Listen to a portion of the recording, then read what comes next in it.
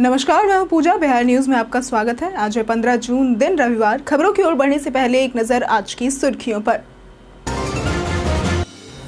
जमीन मालिक की मृत्यु पर आश्रितों को मिलेंगे 50 लाख। अंचलाधिकारी और उत्तराधिकार के प्रमाण पत्र के आधार पर मिल सकती है राशि। आश्रित को देना होगा क्षतिपूर्ति बंध पत्र। महिला कर्मियों को अब कार्यस्थल के पास ही मिलेगा आवास। जिला स्तर पर गठित समिति करेगी भवनों का चयन। चयनित भवन मालिकों से किया जाएगा लीज एग्रीमेंट। बिहार में 18 आईपीएस अफसरों का हुआ तबादला। गृह विभाग ने जारी की अधिसूचना। पटना के नए एसएसपी बने कार्तिकेय शर्मा। बाढ़ प्रभावित जिलों में मिलेगी आधुनिक फैसिलिटी केंद्र। 7 प्रमंडलीय जिलों में बनेंगे ए टाइप केंद्र। 11 जिलों को बी टाइप केंद्र के लिए किया गया चयनित। बिहार में पहली बार होगी ई वोटिंग। 80 वर्ष से ऊपर और प्रवासी मतदाताओं को मिलेगी यह सुविधा। 22 जून तक करवाना होगा निबंधन। अब बिना नंबर सेव किए कर सकते हैं WhatsApp call. Click to chat feature करेगा मदद। पूरी तरीके से सुरक्षित है ये प्रक्रिया। चोकर्स नहीं, चैंपियन बनी साउथ अफ्रीका की टीम। पहली बार साउथ अफ्रीका ने जीता आईसीसी टेस्ट चैंपियनशिप का खिताब। चोट के बावजूद टेम्बा बावुमा ने बनाए 66 रन। चलिए अब बढ़ते हैं अब तक की 25 बड़ी खबरों की ओर विस्तार से।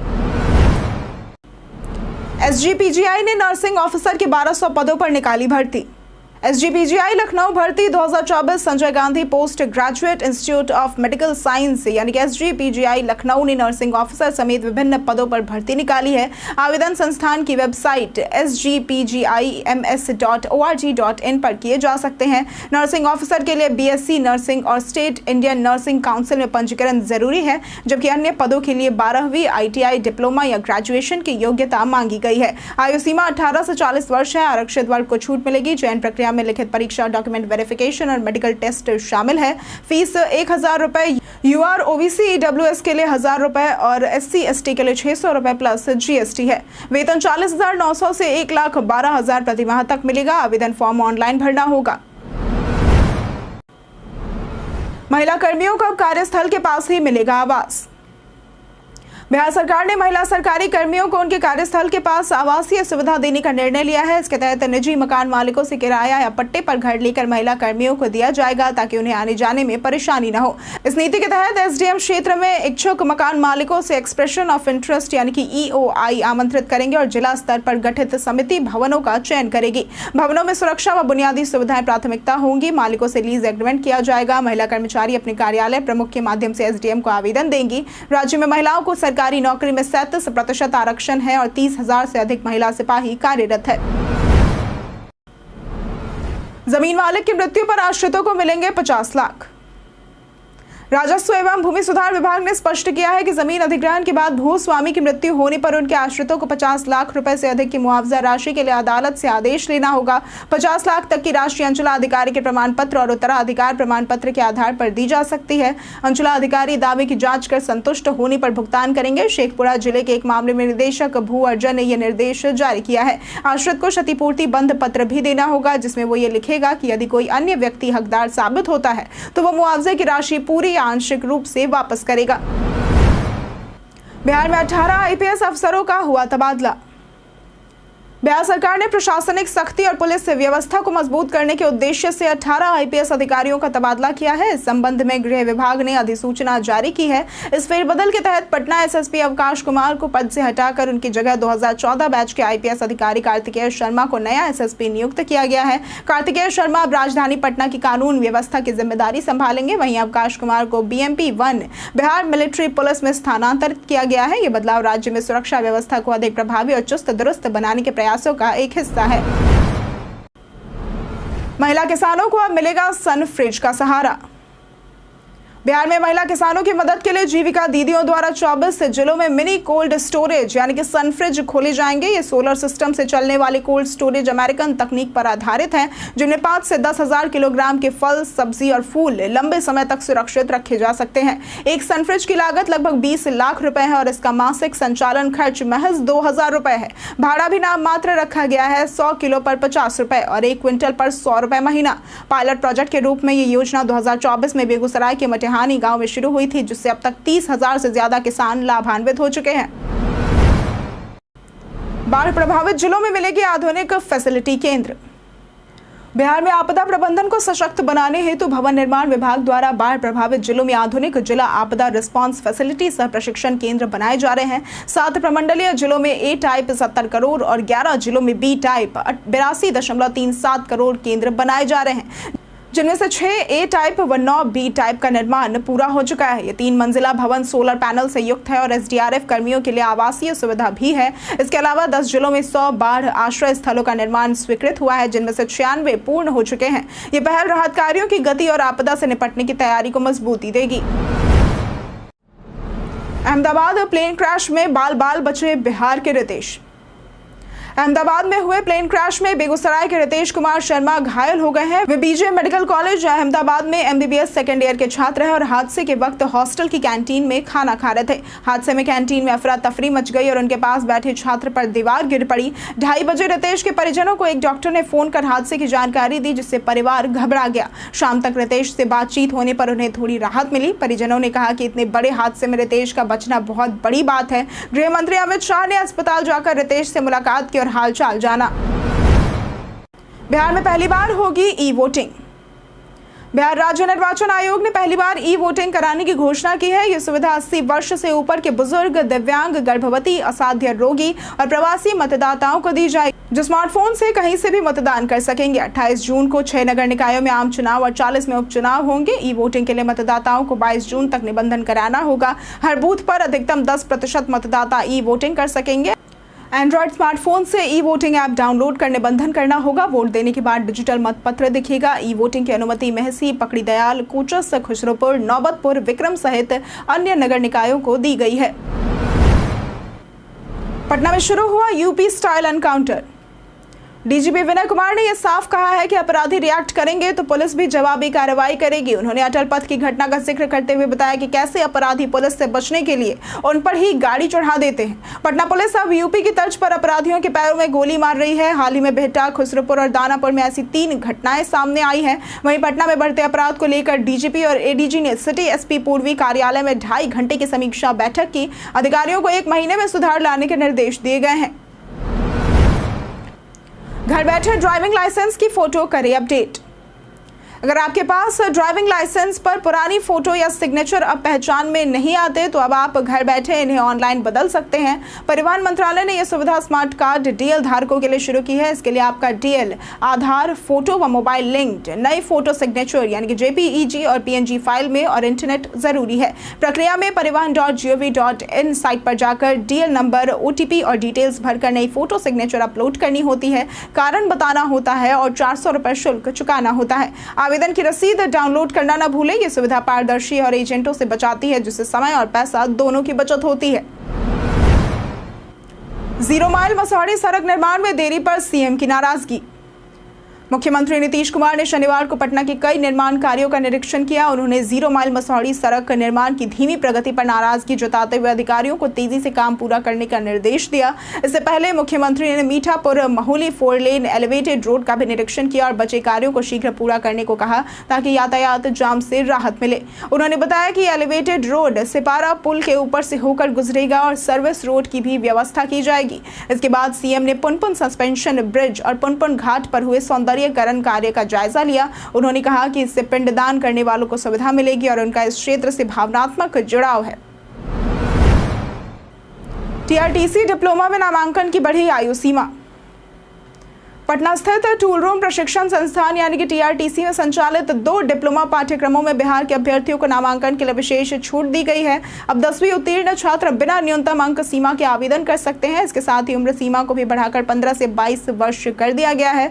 एमएसएमई मंत्रालय की स्वीकृति से यह बदलाव किया गया है। Diploma in tool and die और advance mechatronics and industrial automation पाठ्यक्रमों में 300 सीटों पर नामांकन होगा। SC/ST छात्रों से फीस नहीं ली जाएगी। मारुति, टाटा एडवांस, जीई जैसी बड़ी कंपनियां कैंपस प्लेसमेंट देती है, जहां 2.5 से 6 लाख तक के पैकेज मिलते हैं। प्रशिक्षण में मशीन आधारित दक्षता को प्राथमिकता दी जाती है।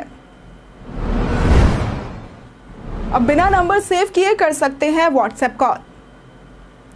आज के दौर में व्हाट्सएप सिर्फ चैटिंग के लिए नहीं बल्कि वीडियो, वॉइस कॉल और डॉक्यूमेंट शेयरिंग के लिए भी इस्तेमाल होता है। लेकिन बिना नंबर सेव किए कॉल न कर पाना एक आम परेशानी बन गई है।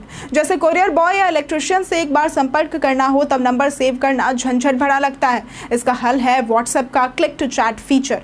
इसके लिए मोबाइल ब्राउजर में लिंक टाइप करें wa.me/91 कोड के साथ अपना नंबर। बता दें 91 भारत का कोड है, इसलिए इसका इस्तेमाल करना जरूरी है। लिंक खोलने पर कंटिन्यू टू चैट का ऑप्शन आएगा, जिससे बिना नंबर सेव किए कॉल या चैट संभव है। यह ट्रिक सुरक्षित, आसान और ऑफिशियल है। बस सामने वाला व्यक्ति व्हाट्सएप यूजर होना चाहिए और नंबर सही होना चाहिए।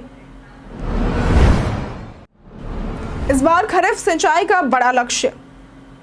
इस साल बिहार में 23.77 लाख हेक्टेयर क्षेत्र में खरीफ फसलों की सिंचाई की जाएगी, जो पिछले वर्ष से लगभग 2 लाख हेक्टेयर अधिक है। जल संसाधन विभाग ने खरीफ सिंचाई अनुदेश 2025 जारी कर सभी परियोजनाओं का लक्ष्य तय किया है। सोन नहर प्रणाली से 5.54 लाख, कोसी से 6.28 लाख, गंडक से 5.90 लाख और जलाशयों से 2.04 लाख हेक्टेयर में सिंचाई का लक्ष्य है। अन्य परियोजनाएं शेष क्षेत्र में सिंचाई करेगी। पानी की आपूर्ति कुछ क्षेत्रों में 25 अप्रैल से शुरू हो चुकी है, जबकि व्यापक इलाके में 1 जून से शुरू हुई है। किसानों को 25 से 31 अक्टूबर तक सिंचाई जल उपलब्ध कराया जाएगा। पिछले साल लक्ष्य से कम उपलब्धि रही थी।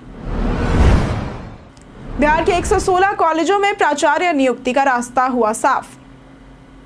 बिहार के 116 सरकारी कॉलेजों में प्राचार्यों की तैनाती का रास्ता अब साफ हो गया है। पहले नवनियुक्त प्राचार्यों और राज्यपाल के बीच लॉटरी सिस्टम को लेकर काफी ज्यादा विवाद था, जिससे कुछ प्राचार्यों ने हाईकोर्ट में याचिका दायर कर दी थी। कोर्ट ने लॉटरी व्यवस्था पर रोक लगाई थी और जुलाई में सुनवाई तय की थी, लेकिन राज्यपाल के सख्त रुख को देखते हुए याचिकाकर्ताओं ने यू टर्न लेते हुए याचिका वापस लेने का निर्णय लिया है।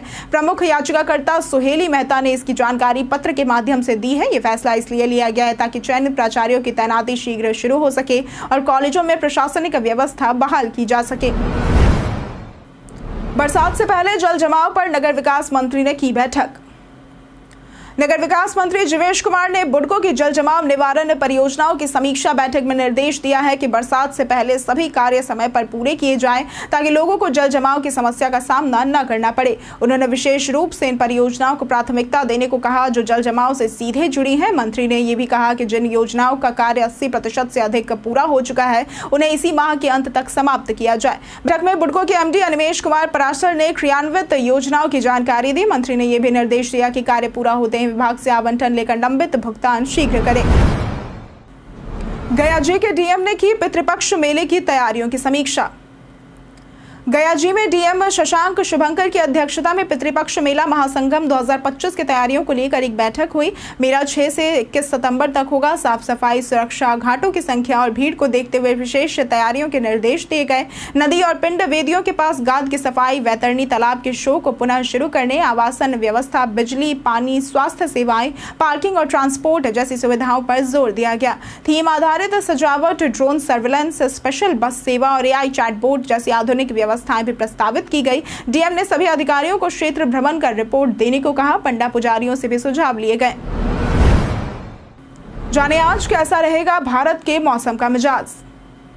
मौसम विभाग के अनुसार अगले 24 घंटों के दौरान अधिकतम व न्यूनतम तापमान में कोई भी विशेष परिवर्तन होने की संभावना नहीं है, जिसके बाद गिरावट होने का पूर्वानुमान लगाया गया है। प्रदेश के 1 या 2 स्थानों पर वर्षा होने की संभावना है। राज्य के 1 या 2 इलाकों में मेघ गर्जन और वज्रपात के साथ तेज हवा चलने की आशंका है। अगर बात करें आज के अधिकतम तापमान की, तो आज का अधिकतम तापमान 36 से 38 डिग्री और न्यूनतम तापमान 26 से 28 डिग्री रहने की संभावना है। फर्जी सीबीआई बनकर रिटायर्ड कर्मचारी से 57 लाख की ठगी।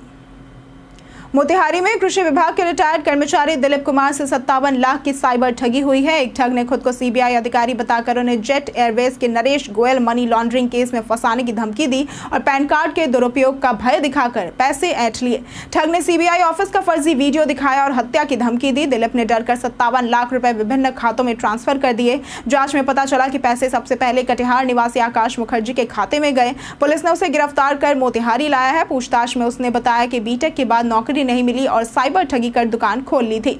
उस पर 8 राज्यों में 21 से भी अधिक केस दर्ज है। जाने फ्रिज में ज्यादा बोतल रखना सही है या नहीं। फ्रिज में पानी की ज्यादा बोतल रखने से उसकी कूलिंग क्षमता पर असर पड़ता है। अगर आप एक साथ 3 से 4 बोतल खासकर गर्म पानी की रख देते हैं तो फ्रिज को ठंडा करने में ज्यादा मेहनत करनी पड़ती है। इससे कंप्रेसर ज्यादा देर तक चलता है और बिजली की खपत बढ़ जाती है। इसके साथ ही बॉटल्स के कारण एयर फ्लो ब्लॉक हो सकता है, जिससे अन्य चीजें जल्दी ठंडी नहीं होती। ज्यादा ठंडक से फ्रीजर में बर्फ जम सकती है और नमी के कारण बैक्टीरिया भी पनप सकते हैं। बेहतर है कि एक बार में सिर्फ 2 से 3 बोतल ही रखें और उन्हें रूम टेम्परेचर पर लाकर ही फ्रिज में रखें। इससे फ्रिज बेहतर चलेगा और बिजली भी बचेगी। मंगनीलाल मंडल होंगे राजद के नए अध्यक्ष। राजद नेता मंगनीलाल मंडल ने 14 जून को बिहार प्रदेश अध्यक्ष पद के लिए नामांकन दाखिल किया। वे तेजस्वी यादव के साथ पार्टी कार्यालय पहुंचे, जहां लालू यादव, राबड़ी देवी और मीसा भारती भी मौजूद थी। मंडल का निर्विरोध चुना जाना तय है क्योंकि उन्होंने अकेले नामांकन किया है। 19 जून को ज्ञान भवन में उनके नाम की औपचारिक घोषणा होगी। वे जगदानंद सिंह की जगह लेंगे। मंगनीलाल अत्यंत पिछड़ा वर्ग से आते हैं और आरजेडी उन्हें इस वर्ग को साधने के लिए आगे कर रही है। तेजस्वी यादव ने उन्हें अनुभवी नेता बताया है। मंगनीलाल ने इस जिम्मेदारी को चुनौती माना है और कहा कि चुनावी वर्ष में वे पूरी ताकत लगा देंगे। रक्सौल कोलकाता के बीच चलेगी semi high speed train, PM करेंगे उद्घाटन। बिहार में वंदे भारत एक्सप्रेस का विस्तार अब मुजफ्फरपुर चंपारण रूट तक पहुंच चुका है। रक्सौल से कोलकाता के बीच चलने वाली इस नई सेमी हाई स्पीड ट्रेन का शुभारंभ 20 जून को प्रधानमंत्री नरेंद्र मोदी सिवान से वर्चुअली करेंगे। ये ट्रेन पटना से गोरखपुर तक मुजफ्फरपुर बेतिया होकर चलेगी, जिससे उत्तर बिहार के यात्रियों को खासा लाभ मिल सकेगा। रक्सौल स्टेशन को 50 करोड़ की लागत से अत्याधुनिक बनाया जा रहा है, जहां वंदे भारत और अमृत भारत ट्रेनों का मेंटेनेंस डिपो भी बनेगा। नेपाल भारत के धार्मिक स्थलों को जोड़ने वाली ये ट्रेन श्रद्धा और सुविधा की नई मिसाल बनेगी। OHE अपग्रेडेशन का टेंडर भी जारी हो चुका है। समस्तीपुर DRM विनय श्रीवास्तव खुद निगरानी कर रहे हैं। ये ट्रेन न सिर्फ रफ्तार का अनुभव कराएगी बल्कि अयोध्या, जनकपुर जैसे तीर्थों को भी जोड़ेगी। चुनाव में जनसुराज नहीं करेगी किसी से गठबंधन। बिहार में इस बार का विधानसभा चुनाव बेहद रोचक होने वाला है। नई पार्टियां अपनी जगह बनाने की कोशिश कर रही हैं, जबकि पुरानी पार्टियां अपनी सीट बचाने में जुटी है। प्रशांत किशोर अपनी पार्टी जनसुराज के साथ चुनावी मैदान में उतर चुके हैं। उन्होंने स्पष्ट किया है कि उनकी पार्टी किसी से गठबंधन नहीं करेगी और सिर्फ साफ सुथरी छवि वाले उम्मीदवारों को ही टिकट मिलेगा। अगर गलती से किसी गलत व्यक्ति को टिकट मिल भी गया तो जनता उसे वोट न देने की अपील की जाएगी। वहीं आरजेडी ने नया प्रदेश अध्यक्ष तय कर लिया है। वहीं बता दें कि आरजेडी ने भी अपना नया प्रदेश अध्यक्ष तय कर लिया है। चोकर्स नहीं, चैंपियन बनी साउथ अफ्रीका की टीम। साउथ अफ्रीका ने लॉर्ड्स में ऑस्ट्रेलिया को 5 विकेट से हराकर पहली बार आईसीसी टेस्ट चैंपियनशिप का खिताब जीता और 27 साल बाद कोई आईसीसी ट्रॉफी अपने नाम की। 282 रनों के लक्ष्य का पीछा करते हुए एडन मार्करम ने 136 और कप्तान टेम्बा बावुमा ने चोट के बावजूद 66 रन बनाए। इससे पहले पहली पारी में साउथ अफ्रीका 138 पर सिमट गई थी, लेकिन गेंदबाजों ने दूसरी पारी में ऑस्ट्रेलिया को 207 पर रोक दिया। बावुमा की कप्तानी में टीम ने रणनीति से ऑस्ट्रेलियाई बल्लेबाजों को जकड़ लिया। यह जीत इसलिए भी खास रही क्योंकि इसे चोकर की छवि तोड़ने वाला ऐतिहासिक पल माना जा रहा है। कई कारणों से दर्ज है भारत के इतिहास में आज की तारीख। 1908 में आज के दिन एशिया के सबसे पुराने स्टॉक एक्सचेंजों में से एक कलकत्ता में खुला था। आज के दिन 1947 में अखिल भारतीय कांग्रेस ने भारत के विभाजन की नींव डालने वाली ब्रिटिश योजना को मंजूरी दी थी। आज के दिन 2006 में भारत और चीन ने पुराना सिल्क रूट खोलने का निर्णय लिया था। आज के दिन 1950 में भारतीय उद्योगपति लक्ष्मी मित्तल का जन्म हुआ था। 1899 में आज के दिन पद्म भूषण से सम्मानित प्रसिद्ध चित्रकार एवं मूर्तिकार देवी प्रसाद राय चौधरी का जन्म हुआ था। 1884 में 15 जून के ही दिन भारत के प्रसिद्ध क्रांतिकारियों में से एक तारकनाथ दास का जन्म हुआ था। 1979 में आज ही के दिन प्रसिद्ध कवि, लेखक और संपादक URS परमेश्वर अय्यर का निधन हुआ था। हम प्रतिदिन आपसे 5 ऐसे जरूरी सवाल और उसके जवाब बताएंगे जो कि बीपीएससी, बिहार पुलिस, दारोगा समेत एसएससी जैसे अन्य प्रतियोगी परीक्षाओं में काम आएंगे। सवाल इतिहास, बिहार स्पेशल, विज्ञान, करंट अफेयर्स और भूगोल से रहेंगे। पूछे गए 5 सवालों में आपने कितना सही उत्तर दिया यह हमें कमेंट करके जरूर बताएं। हमारा पहला सवाल है, दूसरा विश्व भोजपुरी सम्मेलन कहाँ आयोजित किया गया था? ए पटना, बी वाराणसी, सी नई दिल्ली या फिर डी मॉरिशस? इसका सही जवाब है डी मॉरिशस। हमारा दूसरा सवाल है, संविधान के 74वें संशोधन अधिनियम के तहत बिहार में महिलाओं के लिए कितने प्रतिशत सीटें आरक्षित की गई है? ए 20%, बी 40%, सी 10% या फिर डी 50%? इसका सही जवाब है डी 50%। हमारा तीसरा सवाल है, डॉक्टर राजेंद्र प्रसाद द्वारा लिखित पुस्तक आत्मकथा के संपादक कौन थे?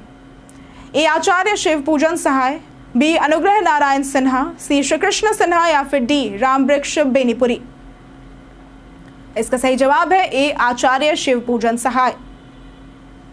हमारा चौथा सवाल है 17वां भारत मंगोलिया संयुक्त सैन्य अभ्यास नोमैडिक एलिफेंट कहां संपन्न हुआ है? ए काठमांडू, बी दोदोमा, सी बेंगलुरु या फिर डी उलान बतर। इसका सही जवाब है डी उलान बतर। हमारा पांचवा सवाल है भारत और फ्रांस के बीच आगामी संयुक्त सैन्य अभ्यास शक्ति का 8वां संस्करण कहां आयोजित किया जाएगा? ए मैड्रिड, बी मनीला, सी ला कैवेलरी या फिर डी बागोड़ा। इसका सही जवाब है सी ला कैवेलरी। बीते दिन हमारे द्वारा पूछे गए सवाल का जवाब आप लोगों में से बहुत लोगों ने हमारे कमेंट सेक्शन में लिख कर दिया है। जिन्होंने हमारे द्वारा पूछे गए सवाल का जवाब दिया है उनके नाम है विवेक कुमार, प्रदीप पंडित, विजय घायल, रोशन यादव, दीपक कुमार, परवेज अंसारी, अभिजीत कुशवाहा, विमलेश कुमार, राहुल कुमार, रणधीर कुमार, अभिमन्यु कुमार, चंदन कुमार, मनोज दास, धनंजय कुमार, मंजय कुमार, राजीव कुमार और पुनीत कुमार।